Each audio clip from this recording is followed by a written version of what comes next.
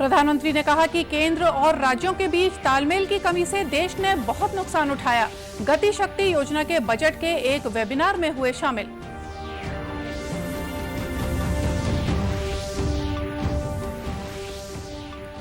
भारतीयों की सुरक्षित वापसी के लिए देश के 4 मंत्री करेंगे यूक्रेन के पड़ोसी देशों का दौरा। प्रधानमंत्री ने की हालातों की समीक्षा।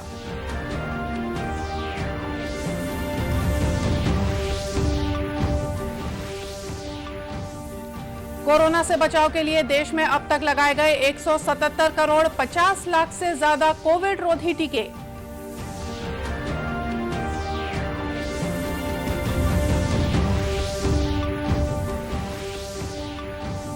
और बिलासपुर रेल मंडल के छुल्हा अनूपपुर सेक्शन में दोहरीकरण लाइन विद्युतीकरण के कारण 24 यात्री ट्रेनें रद्द।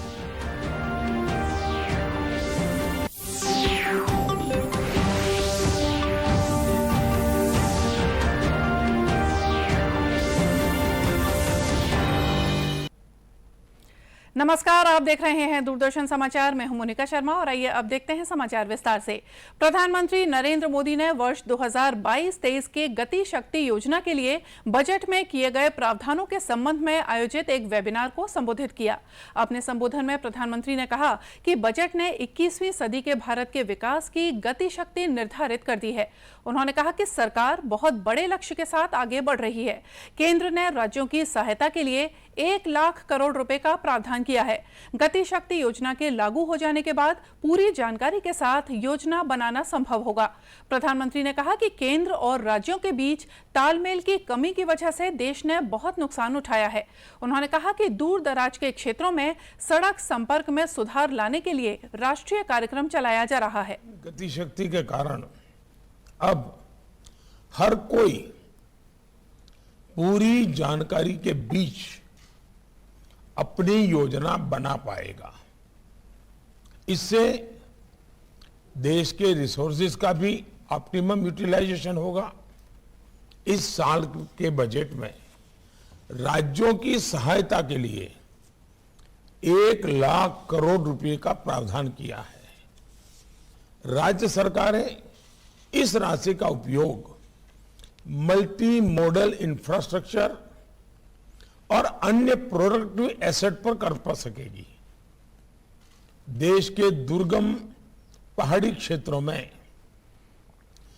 कनेक्टिविटी सुधारने के लिए नेशनल रोपवे डेवलपमेंट प्रोग्राम शुरू किया जा रहा है। वेबिनार का आयोजन वाणिज्य और उद्योग मंत्रालय द्वारा किया गया। तुरंत आर्थिक विकास के लिए समन्वय विषय पर आयोजित वेबिनार में विभिन्न मंत्रालयों के अधिकारी, प्रमुख शिक्षाविद और उद्योग जगत के प्रतिनिधियों ने भाग लिया। प्रधानमंत्री नरेंद्र मोदी ने यूक्रेन मुद्दे पर कल रात एक उच्च स्तरीय बैठक की अध्यक्षता की। सूत्रों के अनुसार 2 घंटे तक चली इस बैठक में प्रधानमंत्री ने कहा कि यूक्रेन में फंसे भारतीय विद्यार्थियों की सुरक्षा सुनिश्चित करना और उन्हें स्वदेश लाना भारत की सर्वोच्च प्राथमिकता है। बताया गया है कि बैठक में भारतीयों को यूक्रेन से निकालने के लिए यूक्रेन के पड़ोसी देशों के साथ सहयोग बढ़ाने पर भी चर्चा हुई। बैठक में विदेश मंत्री डॉक्टर एस जयशंकर और विदेश सचिव हर्षवर्धन श्रृंगला भी उपस्थित थे। वहीं यूक्रेन संकट के मद्देनजर 4 केंद्रीय मंत्री हरदीप सिंह पुरी, ज्योतिरादित्य सिंधिया, किरेन रिजिजू और जनरल वीके सिंह यूक्रेन में फंसे भारतीय नागरिकों को सुरक्षित निकालने और विद्यार्थियों की मदद के लिए यूक्रेन के पड़ोसी देशों का दौरा करेंगे। हमारे संवाददाता ने बताया है कि चारों मंत्री भारत के विशेष दूत के रूप में वहां जाएंगे। राष्ट्रव्यापी टीकाकरण अभियान के तहत देश में 177 करोड़ 50 लाख से ज्यादा कोविड रोधी टीके लगाए जा चुके हैं। स्वास्थ्य मंत्रालय ने बताया है कि पिछले 24 घंटों में 4,90,000 से ज्यादा टीके लगाए गए और इसी अवधि में 8,013 नए मरीजों में संक्रमण की पुष्टि हुई। देश में फिलहाल 1,02,600 से ज्यादा रोगियों का उपचार चल रहा है, जबकि स्वस्थ होने की राष्ट्रीय दर 98.56% हो गई है। पिछले 24 घंटों में 16,765 लोग संक्रमण से मुक्त हुए। इस तरह कोरोना महामारी से अब तक 4,23,07,000 लोग ठीक हो चुके हैं। वहीं देश में अब तक 76,74,000 नमूनों की जांच की जा चुकी है। कल 7,23,000 नमूनों की जांच की गई। इधर छत्तीसगढ़ में अब तक कुल 3,79,11,000 से ज्यादा कोविड टीके लगाए जा चुके हैं। इनमें 18 साल से ज्यादा उम्र के 100% लोगों को वैक्सीन का पहला डोज लगाया जा चुका है, जबकि 81% लोग दोनों डोज लगवा चुके हैं। वहीं छत्तीसगढ़ पिछले 24 घंटों में 12,426 सैंपलों की जांच की गई और प्रदेश में औसत पॉजिटिविटी दर 0.94% है, जबकि प्रदेश के 8 जिलों में 24 घंटों के दौरान कोरोना का कोई भी नया मामला सामने नहीं आया है। केंद्र सरकार की महात्मा गांधी नरेगा और रूर्बन मिशन योजना के सहयोग से कोरिया जिले के अमहर गांव में स्वीकृत किए गए कार्य से आदिवासियों का जीवन बदल रहा है। केंद्र की इस योजना का राज्य सरकार द्वारा बेहतर क्रियान्वयन किया जा रहा है। राज्य सरकार ने ग्राम पंचायत पोंडी के अमहर गांव के 22 आदिवासी परिवारों को आजीविका चलाने के लिए लगभग 30 एकड़ वन भूमि का मालिकाना हक दिया है। वनाधिकार पत्रक के तहत दिए गए इस मालिकाना हक से वे अपने गांव में घर परिवार के साथ रहकर खेती कर रहे हैं। गांव के लगभग 2 दर्जन से ज्यादा वनवासी परिवार अब गेहूं और सरसों जैसी दूसरी फसलें भी ले रहे हैं। किसानों का कहना है कि गेहूं के बाद वे खेतों में उड़द और मक्के की खेती भी करेंगे। मेरे को मिल गया है और इससे मैं गेहूं का फसल पहले तो नहीं कर रहा था, अब गेहूं का फसल के साथ साथ गर्मी में उड़द का और साग भाजी का भी खेती कर रहे हैं, जिससे हम लोग की आय में थोड़ा सा वृद्धि है। वन अधिकार के तहत हम लोग को भी पट्टा मिला है, मेरे मिसेज को 2.5 एकड़ का, और उससे हम लोग को एक खुशी का बात है कि पूरे 30 एकड़ में फिनिशिंग सरकार के द्वारा किया गया है। अब उसको देखते हुए हम लोग अच्छी तरह से साग भाजी खेती करेंगे और हरा भरा सब्जी उगाएंगे। गांव के सरपंच ने बताया कि उनके आश्रित गांव में इस योजना के आने से लोग काफी खुश हैं। इससे उनके जीवन में बदलाव आएगा। पंचायत में आश्रित ग्राम अमहर में शासन के मंशानुरूप वन अधिकार पत्र किसानों को दिया गया है, जिसमें सबसे पहले तो किसानों के चेहरे में इस बात की खुशी है कि इससे पहले कई बार कोशिश किए फिर भी आज तक नहीं हो पाया, और अभी FRA का जो फेंसिंग हो गया है इसमें किसान सबसे ज़्यादा खुश हैं। पहले कुछ एक फसल ले पाते थे, अब पूरी तरह से साग भाजी और 2 फसल 3 फसल काम करेंगे ताकि उनका जीविका आगे बढ़े और अपने बच्चों को शिक्षा के लिए आगे कर सकें। जिला पंचायत के मुख्य कार्यपालन अधिकारी ने बताया कि 2 दर्जन किसानों के वनाधिकार भूमि के उन्नयन के लिए महात्मा गांधी नरेगा और रूर्बन मिशन योजना के अभिसरण से यहां 28 लाख रुपए की लागत से विकास कार्य स्वीकृत किए गए हैं। मनरेगा योजना के अंतर्गत एवं विभागीय कृषि विभाग की योजनाओं का कन्वर्जेंस करते हुए उनकी भूमि का डेवलपमेंट किया गया, भूमि सुधार के कार्य भी वहाँ पे दिए गए हैं। साथ ही जो है फसल विकास, बाड़ी विकास योजनाओं का कन्वर्जेंस से वहाँ पे अभी किसानों के द्वारा जो है फसल का रबी फसल का जो है लिया गया है। रबी फसल की बिक्री के बाद पुनः जो है तीसरी फसल की योजना वो कर रहे हैं। नेक्स्ट सीजन में किसानों का इसमें कहना है कि वो फसल चक्र परिवर्तन करते हुए धान की जगह अन्य फसल लेंगे और बाड़ी विकास में अपने इस डायरेक्शन में जाना चाहते हैं। इस महत्वपूर्ण योजना से गांव के सभी 22 किसानों की आर्थिक स्थिति में बदलाव आएगा। दक्षिण पूर्व मध्य रेलवे बिलासपुर रेल मंडल के छुल्हा अनूपुर सेक्शन में दोहरीकरण लाइन विद्युतीकरण किया जाएगा। 27 फरवरी से 8 मार्च 2022 तक चलने वाले इस दोहरीकरण कार्य से लगभग 10 दिनों तक सुपरफास्ट से लेकर शालीमार और नौतनवा एक्सप्रेस जैसी गाड़ियां रद्द कर दी गई हैं। रेल मंडल के अनुसार जिन ट्रेनों का परिचालन रद्द किया गया है उनमें Rani Kamlamati express, Udaipur Shalimar express, Durg Kanpur express, Valsad Puri express, Durg Nizamuddin express, Durg Nautanwa express, Bikaner Puri express, Bilaspur Rewa express और दुर्ग जम्मू एक्सप्रेस शामिल है। इसी तरह बिलासपुर शहडोल मेमू ट्रेन के साथ ही बिलासपुर चिरमिरी एक्सप्रेस, दुर्ग अंबिकापुर एक्सप्रेस का परिचालन भी रद्द कर दिया गया है। रेल मंडल ने यात्रियों को होने वाली असुविधा के लिए खेद जाहिर करते हुए उनसे सहयोग की अपेक्षा की है। पेंड्रा गौरेला मरवाही जिले का एक बड़ा हिस्सा हाथी प्रभावित है, जहां अक्सर ग्रामीणों और हाथियों के बीच द्वंद्व की खबरें आती रहती हैं।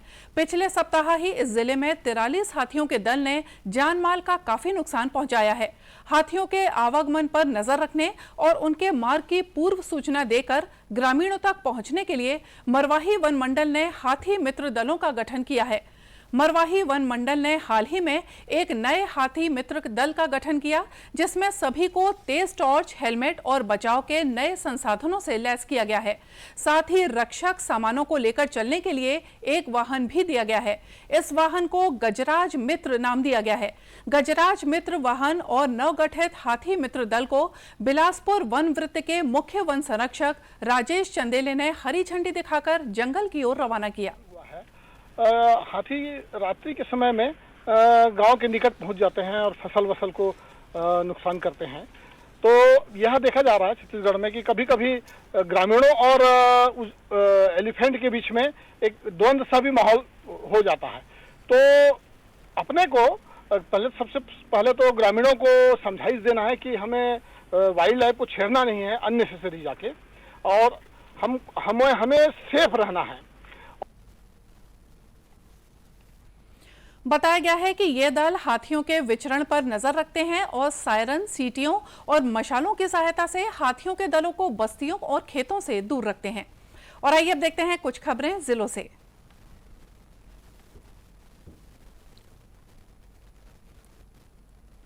रायगढ़ के तहसील कार्यालय में 15 दिन पहले वकीलों और तहसीलदार और बाबू के बीच मारपीट का मामला अभी भी गरमाया हुआ है। इस मामले में 5 अधिवक्ताओं को गिरफ्तार करके जेल भेजा गया था। उनकी जमानत पर छूटने के बाद 10 सूत्रीय मांगों को लेकर अधिवक्ता संघ ने आंदोलन शुरू कर दिया है। इससे पहले भी अधिवक्ताओं ने रैली निकालकर राष्ट्रपति और राज्यपाल के नाम ज्ञापन सौंपा था, लेकिन कोई पहल नहीं होती देख फिर से रैली निकाली। इस संबंध में अधिवक्ताओं का कहना है कि भ्रष्टाचार के खिलाफ उनका आंदोलन जारी रहेगा। केंद्रीय औद्योगिक सुरक्षा बल भिलाई के तत्वावधान में विभिन्न खेल स्पर्धाओं के साथ रक्तदान और सामाजिक उत्तरदायित्व कार्यक्रमों का आयोजन किया जा रहा है। केंद्रीय औद्योगिक सुरक्षा बल क्रिकेट स्पर्धाओं का आयोजन किया गया है। 3 दिवसीय क्रिकेट खेल स्पर्धा में 6 अर्धसैनिक बलों की टीमें भाग ले रही हैं। प्रतियोगिता का शुभारंभ CISF महानिरीक्षक संजय प्रकाश ने किया। प्रतियोगिता का पहला मैच पुलिस एकादश विरुद्ध SSB के मध्य खेला गया।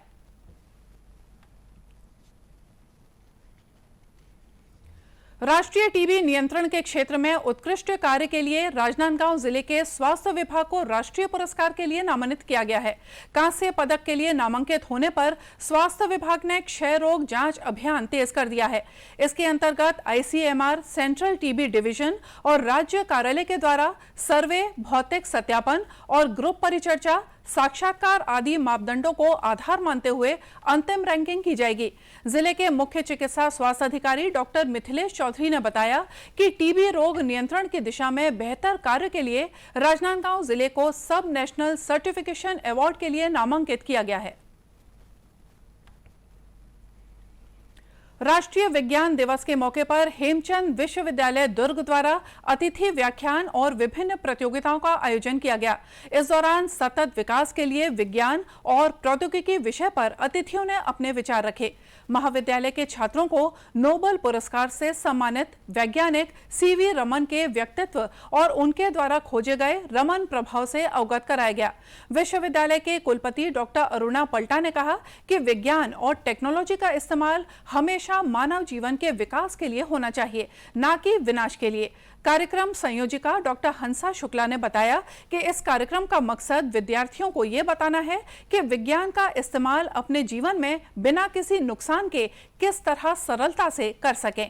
और आइए देखते हैं अंत में मुख्य समाचार एक बार फिर से। प्रधानमंत्री ने कहा कि केंद्र और राज्यों के बीच तालमेल की कमी से देश ने बहुत नुकसान उठाया।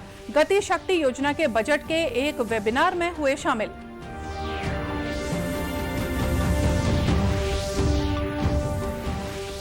भारतीयों की सुरक्षित वापसी के लिए देश के 4 मंत्री करेंगे यूक्रेन के पड़ोसी देशों का दौरा।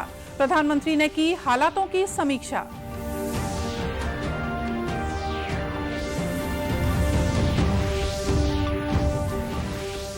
कोरोना से बचाव के लिए देश में अब तक लगाए गए 177 करोड़ 50 लाख से ज्यादा कोविड रोधी टीके।